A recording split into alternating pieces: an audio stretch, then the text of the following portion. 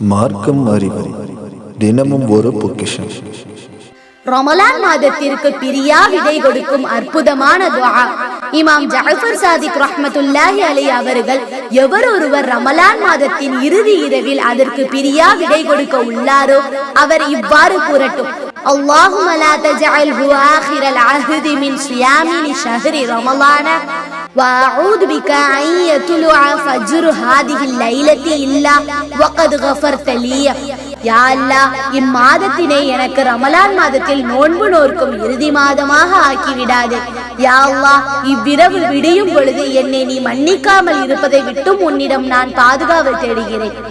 குறிப்பு: இவ்வாறு கூறுவதால் அவரை பொழுது விடுவதற்கு முன்பே அல்லாஹ் மன்னிக்கிறான். ஆதாரம்: அல் இக்பால் பாகம் 1 436.